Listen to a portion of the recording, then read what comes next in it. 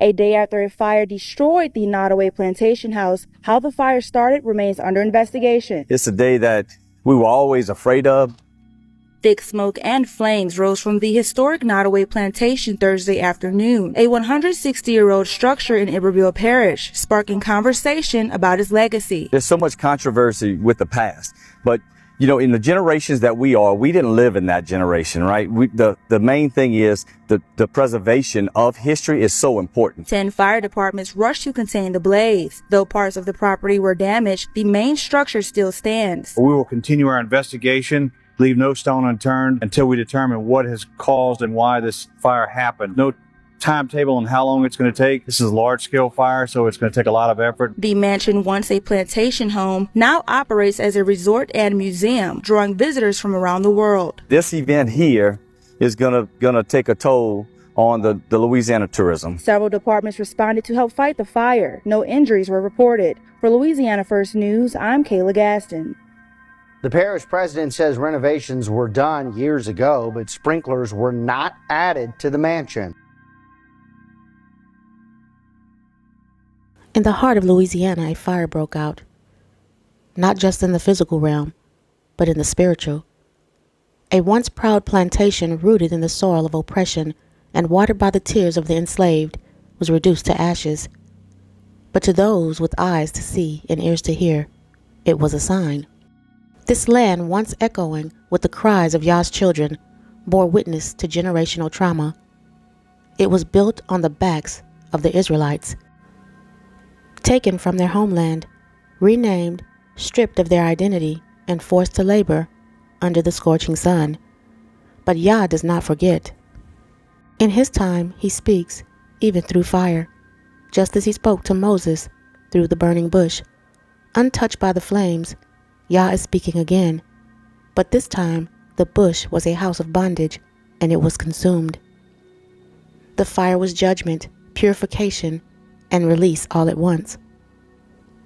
Isaiah 61:1 reads, "The Spirit of Yahuwah Elohim is upon me, because Yahuwah had anointed me to preach good tidings unto the meek.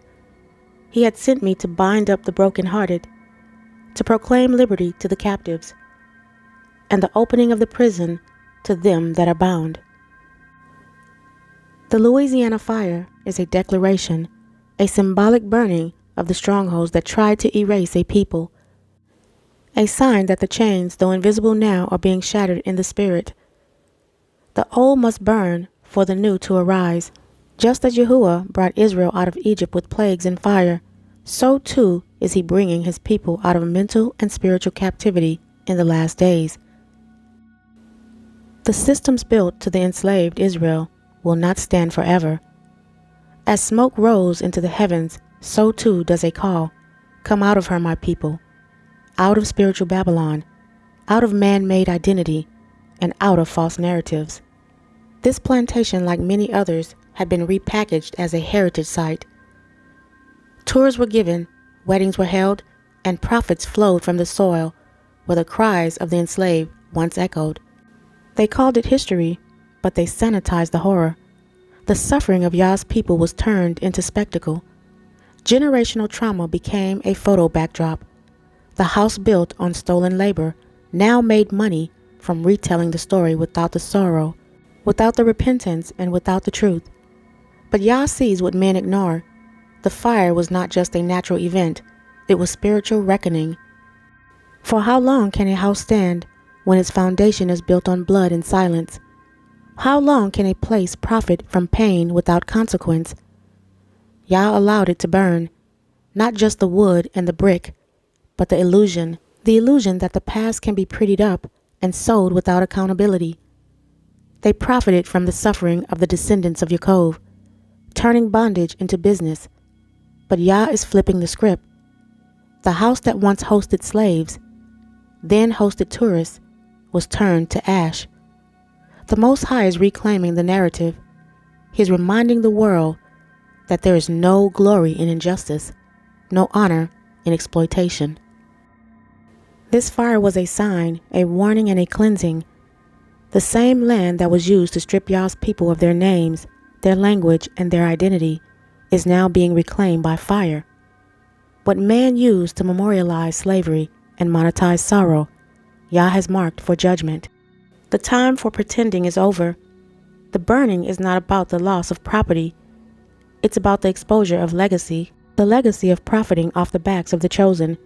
And just as Yah toppled kingdoms in the days of old, he is doing it again, brick by brick, fire by fire, and truth by truth. Because the land will no longer be silent, and Yahuwah will no longer be mocked. The plantation in Louisiana wasn't just a local tourist attraction. It drew visitors from all around the world. People came from Europe, Asia, and across the U.S. to walk the grounds, to marvel at the grand architecture, to pose in front of the tall white columns and manicured lawns, to hear stories of Southern charm. But they weren't coming to mourn the enslaved. They came to admire the legacy of those who owned them. They came because the plantation was marketed as a piece of American heritage, a slice of the Old South, glorified, romanticized, and whitewashed. The pain of Yahuwah's people was reduced to a historical backdrop, while the lives of the oppressors were lifted up in curated exhibits and polished tours. The enslaved were mentioned, but only briefly. Their names, if recorded at all, were tucked away behind the velvet ropes and souvenir shops. And yet the very wealth that built those walls came from their backs. Every brick, every beam, every inch of land was soaked in the blood, sweat, and prayers of Yah's chosen.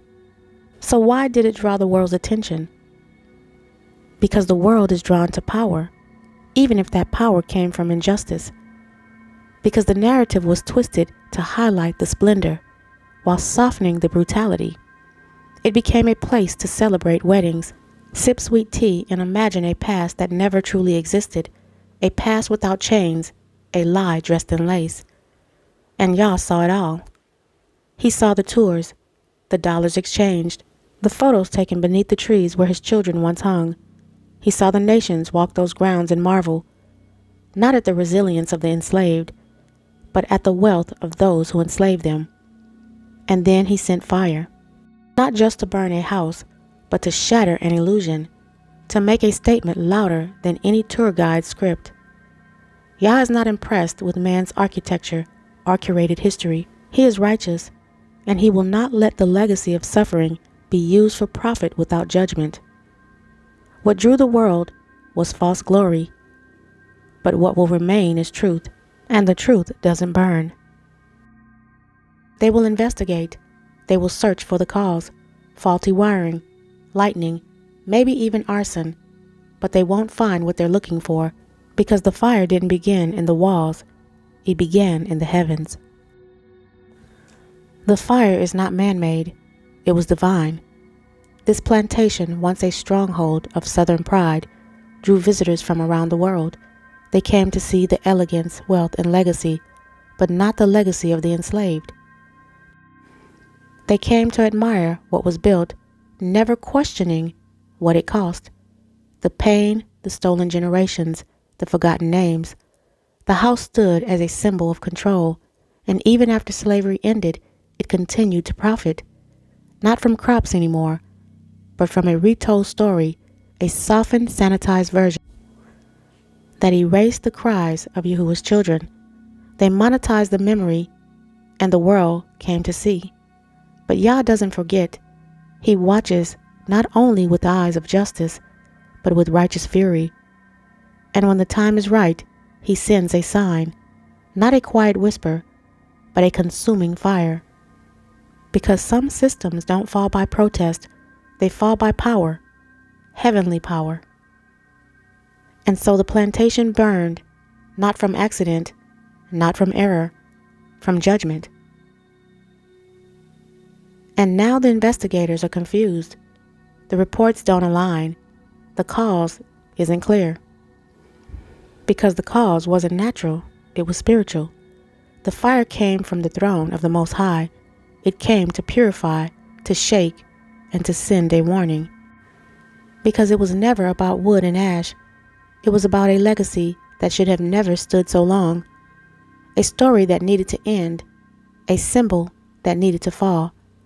And now the world watches what once was celebrated turned to smoke. Yah is cleansing the land. So keep watching, family, because there will be more. That was only the beginning.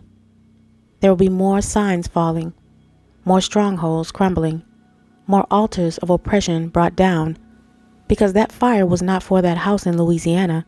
It was a warning shot across the spiritual landscape, a shaking in the heavens and in the earth. Yah is not only judging one place, he is judging a system that thrived on stolen identity, that rewrote history, that exalted the oppressors and silenced the oppressed, that took his chosen people, scattered them to the four corners, and built empires off of their bondage. But what was done in the dark is being dragged into the light. There will be more unexplained fires, more collapsing monuments, more institutions exposed. What man thought would last forever, Yah will strip down in a day, because his truth is rising.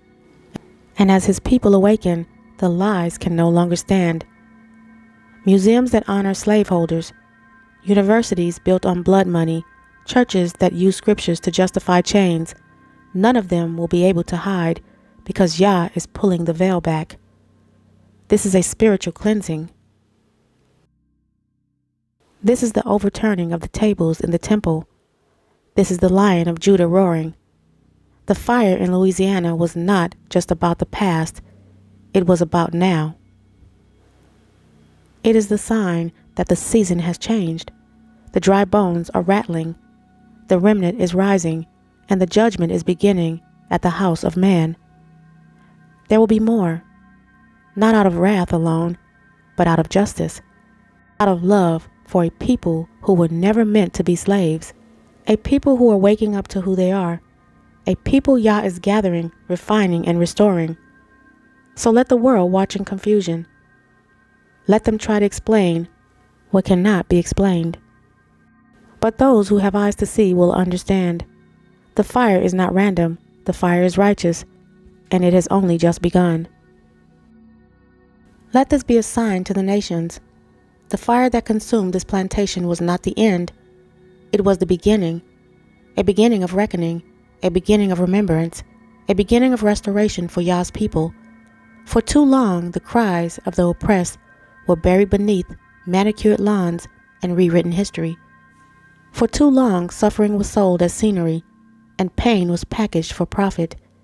But Yah has lit a match that man cannot explain and cannot extinguish. This is not about a house, it's about a people, a covenant, a call. The Most High is speaking, and the earth is bearing witness. The idols are falling, the strongholds are crumbling, and every place that exalted itself above truth will be brought down. So to the world take heed. Yah is not silent. Yah is not asleep. Yah is moving. And when he moves, no monument to oppression will stand. The fire is just beginning. There will be a return to truth, return to righteousness, and return to covenant. Because what cannot be purified by fire will be consumed by it. Thank you all for listening. May the Most High bless you all. And remember Matthew chapter 24 and verse 13. He that endures unto the end, the same shall be saved. And until my next video, Shalom.